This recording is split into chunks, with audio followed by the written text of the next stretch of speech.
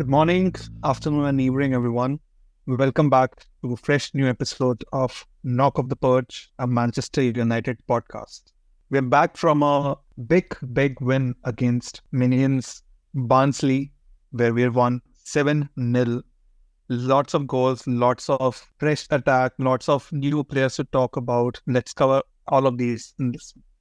7-0 win in the Carabao Cup. What has happened to our team, Viraj? I mean, I don't think we have had a win bigger than 4-0 or maybe 5-0 if I remember correctly. Before this under Erik Ten Hag. And suddenly this team is seemingly a little ruthless now. Scoring 7 past. I mean, scoring 7 past against any opposition is a big deal. Whether it is Barnsley or any other team. So kudos to the entire squad and everybody chipped in. If we look at the front four that started the game, Rashford, Garnacho, Eriksen had braces and Antony was given a penalty to be taken by Rashford. So all front four scored. It was good performance. I mean, you expect us to cruise past Barnsley, and our predictions in the previous one reflected that we were still tempering our expectations, maximum going for 3-0 victories. Yeah, definitely. Two back-to-back clean sheets as well. So the defense unit has also seemed to be working. The system seems to be working well. The new players are starting to integrate. We are starting to see a lot from Zirkzee, Delit, as well as we saw Ugarte start this game. So saw his first minutes as well. We understood how he likes to play. We understood how the patterns are building in the teams. And of course, not to take anything away from Barnsley, there's still a league between the two teams. That being said, we had to beat whatever opposition came for us. And, it was very professional 7-0 victory. All the goals were well-taken goals. Yes, Rashford gets a kickstart. Antony gets his first goal. We finally see Eriksen also coming into play and, making those crisp passes. Garnacho was a beneficiary, and we saw Eriksen get on the score sheet as well. We didn't expect Eriksen to have such a big role this season, did we? No, it was always expected that Mount would be the one who would be replacing Bruno in that number 10 if and when there was a requirement. Usually we don't see Bruno being rested. I think it was a great call by Erik Ten Hag to give Bruno some rest. Bruno could do with some rest to come back a little rejuvenated in the upcoming games. And playing Eriksen in the number 10 role, I mean, he rolled the years back a little bit. I mean, we have seen Eriksen play in that number 10 position for Tottenham for multiple years. He used to be so influential from that spot. And with Bruno playing and with his leg going, we had sort of moved him into a 8 kind of a role, which he did decently okay in the first year. I think Casemiro-Eriksen partnership was at the core of that third position finish in the league.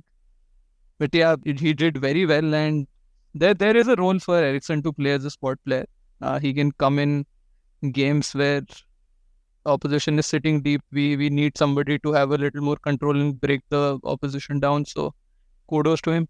Saw him making those lunging runs at the end of the game into the box and all that. Was very surprising to see from Eriksen. Usually he's a very calm presence, taking his time to take a pass. Always picks up the right pass. But yeah, I think the presence of Ugarte behind him, a defining back forward who were doing well behind him, allowed him to express very well in this game. What did you make of the goals? Let's start with Rashford. What did you make of Rashford's performance in the game? I was thinking about this yesterday as the match was going on. I think Ten Hag was vindicated in starting Rashford. Ten Hag has realized that Rashford is a kind of player who you put your arms around, show him that love, show him that affection that, okay, you are the man for this team. You are going to lead it, whether from left wing or the striking position. And I think this was a match which could have improved on that confidence which he built on in the previous game. And that is exactly what happened. I think with the quality of the opposition, Rashford felt a little more confident to do those dribbles and take-ons past the defenders. And it started as early as I think within the first 10 minutes, he made a run past a couple of defenders and had a shot which was, I think, either parried by the goalkeeper or just wide. And from there on, it was a beautiful ball from Garnacho, which found Rashford. But it was not easy after that, the finish. I think he had to get past 3 of them, and the strike it seemed like a very confident strike, and he just kicked on from there. Yeah, especially his combination play with Garnacho is something which I loved yesterday. Gives so much confidence going into the next 3 games, which we discussed.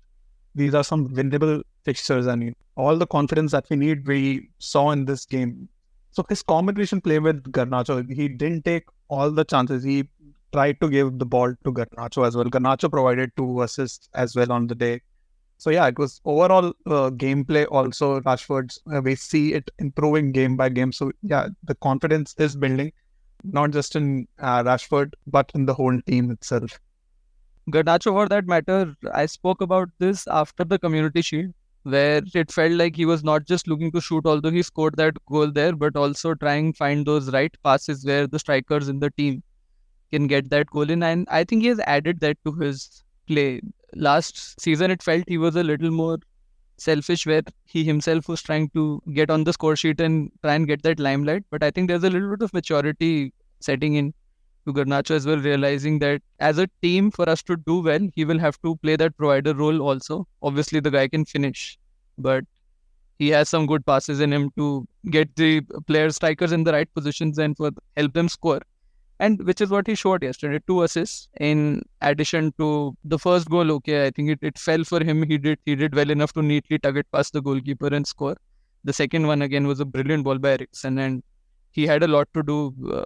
Pretty much run half of the field and then did well to finish that one as well, and was very active throughout the game. So yeah, I think that positivity between Rashford and Garnacho is great for the squad, because between Rashford, Garnacho, and Ahmad are going to be the 3 wingers who and 2 out of them at any point in time will be playing for our team, and this healthy competition is really going to help us.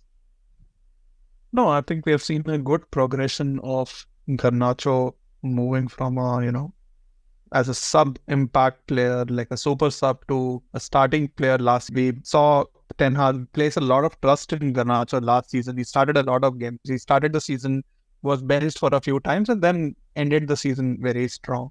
We saw him score in the FA Cup final. We saw him score in the Community Shield as well. Surprising to me that he hasn't started as many games this season, but yeah, he made the most out of the start he got. It is, I do believe personally right now, Garnacho is our most potent attacker who knows where the goal is, who's a lot more in form, and I think it'll do him good to start the next game as well. I believe he should be in the starting lineup, but of course, there will be a lot of game management and minutes management done by Ten Hag. We have a lot of fixtures coming in the next 10 days. But who does he start for? I mean, Ahmad has done all he can. Rashford is suddenly back in form now, and knowing Ten Hag, he will continue to start. Unless Ten Hag decides to start Rashford up front, Garnacho left, Ahmad right. I don't see how Garnacho starts against Crystal Palace. No, there are 2 ways that can go. Either Rashford can play right, in which case Ahmad is given and Garnacho on the left. Because we saw yesterday, Rashford was equally potent on the right as he was in the middle of the pitch as well. Which would mean resting Ahmad, which Correct. may not be the best decision, given he has pretty much been our best creative force in the Premier League. Ten Hag has been maintaining that there are enough games and for everyone to get minutes. I believe there will be some sort of management. I believe we play a good game once there's a set striker in our team. So Zirkzee is an automatic starter in my eyes. That is why I say Ahmad is the one who would give way. But that being said, Rashford is equally potent when he starts as a striker. So I could see your starting attack as well, wherein Garnacho, Ahmad, and Rashford are the front three rather than Zirkzee. So yeah, for me, it will be between Zirkzee and Ahmad, wherein Garnacho comes in. Cool, let's talk about some of the other goals as well. We will be discussing the starting lineup before the Crystal Palace game. Antony, he got on the score sheet. We had both predicted that this is the kind of a game that Antony would most likely chip in with a goal, although it didn't happen from open play. But Antony did well to win that penalty, and Rashford was gracious enough and appearing to be a senior figure in the squad, giving the chance to other team members to get that confidence by scoring a goal. And it was a decent penalty, no real complaints. What did you make of Antony's performance? Yeah, he could have been better, but considering that he hasn't started or has added any minutes. It was a decent game by him. Rashford didn't offer to give the ball to Antony. Casemiro came to Rashford and told him to give the ball to Antony, by the way. Oh, I missed that. That's what happened there. But yeah, of course, Rashford also understands that, like him, Antony would also do well to get some confidence out of. Bruno was doing this last year to Rashford, right? Yeah, I mean, Antony had a decent game, but I don't think he had the best of games, to be honest. I mean, he didn't seem to be in tune with the midfield. Of course, he had to show. Ten Hag had said in his pre-match conference that Antony has to show that he has to earn the right to start. Now that he was starting, we saw him making all those runs. He was still shooting with the cutting to the left and shooting. That's what he does the best. We saw a few long range efforts by him, but that being said, I don't think it was the most brilliant game. I don't think he's usurps Ahmad as a right winger. Ahmad still is very much ahead in the queue, ahead of Antony. But yeah, decent game. He didn't do anything massively wrong. Work rate was great. The goal had to be taken and he took it well. Yeah, I don't think any complaints against Antony, but yeah, seeing his price tag, which is again used against him, we do expect a lot of Antony and do believe he'll get his chances this year. Let's hope he keeps up the performances. Yeah, I think all it does is gives him a little bit more confidence. It gives the squad a little bit more confidence that, in games like the game against Twente, which will come up in the next midweek, he can start some of those. Maybe he can come in if we want to offer something different in one of the Premier League games in the last 10-15 minutes. But as long as we are building that confidence in all our squad players as well, I think it will go a long way in helping us overall as a team. So that is good. Then Eriksen scored a couple of goals. We briefly talked about it. Anything in specific you would want to talk about? Both well taken shots. Eriksen's good performance was down to Ugarte as well. I don't know if you noticed or not, but ball which Eriksen gave for Garnacho, Ugarte was the one who recovered the ball. Won the ball. It was actually, won the ball in the midfield, passed it very neatly to Rashford, who passed it to Eriksen. So that was the gameplay. So, but yeah, I mean, we saw Ugarte make his first start. Very neat performance. I did believe he was a bit overzealous in a few of his tackles, but that is what we paid for, I believe. That being said, against Premier League opposition, we've been seeing this. I'm pretty sure you've also noticed an amount of yellow cards that being banished right now. He will have to be a bit more game intelligent. I believe the presence of Casemiro in the camp will be brilliant for him. Casemiro has been doing this for dog number of years. Of course, in the Premier League, we've seen Casemiro being red carded quite a lot for United, but still, he still has a lot of tips on game management which he can impart to Ugarte. But yeah, all in all, a solid start for Ugarte. What did you make of it? Before I talk about Ugarte, ironically, on game management and Casemiro, he has the worst game management in this United squad at this point in time. First 6 minutes, he made 2 very unnecessary rash tackles. I mean, I don't understand the point. You are not chasing the game at that point in time. You are just settling in. What is the point of making some of those tackles? But yeah, in Casemiro's defense, after that, I think as the team settled in a little bit, we had scored our first goal. He was much, much better throughout the game. And I think with Ugarte in the squad, who can play that number 6 role, Casemiro can openly play the number 8 role now. Whenever Menu is not playing, and it's Ugarte and Casemiro as a combination. And some of his forward passes are actually of the caliber of creative players within the squad. I mean, some of those through balls, he did the same thing from a centre back position when we got that last goal against Southampton, and even yesterday, a couple of his passes were brilliant. So yeah, so I think him and Ugarte, it's a good combination for some of the games when Menu has to be rested or the opposition is slightly different and you need a Casemiro's presence in the squad as well. So it gives us options. But yeah, coming back on Ugarte, decent performance, definitely a good one. And the fact that he got 60 minutes and subbed off, I think a Premier League debuts on the cards in the upcoming game as well. So that could happen.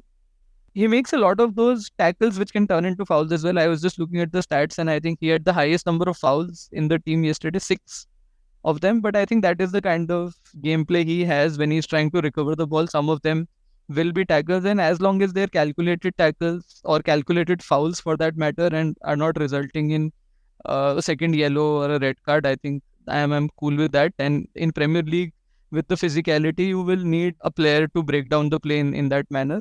Some of the ball carrying ability also he displayed. Obviously, he's not somebody who we brought in for the ball carrying ability, but as long as he is average there and can do it as and when required, that was displayed as well.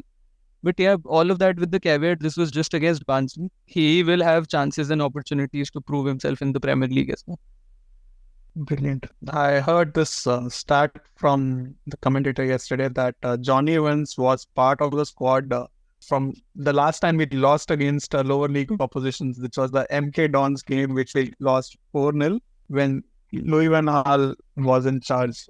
I believe that showed the longevity of Johnny Evans. Solid defense. I don't think they had much to do yesterday. They maintained the high line. Collier, special mention to Collier as well. Collier, like Ugarte, was a bit.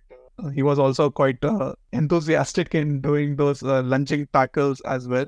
But that being said, he was not starting in his natural position. He was starting at left back.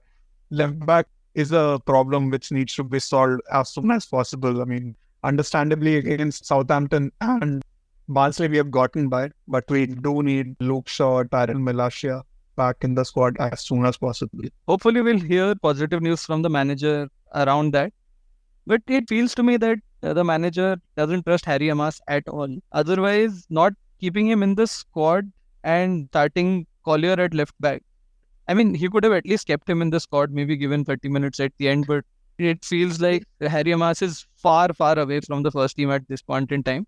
He mentioned in this after the preseason that Harry Amas will take about 3 to 4 months. Harry Amas has just joined United. He told that he will be ready in 3 to 4 months, and that is a timeline I think he has very well communicated it to Harry Amas as well. So that is pretty much okay as long as Tyrell Malacia and or Luke Shaw are back into contention. And we are hearing good things about Tyrell Malacia. We are hearing that he's back on grass and might start team training this week itself. All right. With that, we have come to the end of this particular episode of the pod. Exciting win for United. It sets up well for the upcoming games. Hopefully, we can carry on the momentum in the next few games as well. In the next episode of the podcast, we will be covering the build-up to the game against Crystal Palace. Another important one for us. Another one that we should be winning. Hope all of you join us for that one. Please do share this with your friends, with other Manchester United fans, and give us your feedback. And yeah, as always, this is our perch. Let's knock him off. Until next time, stay united.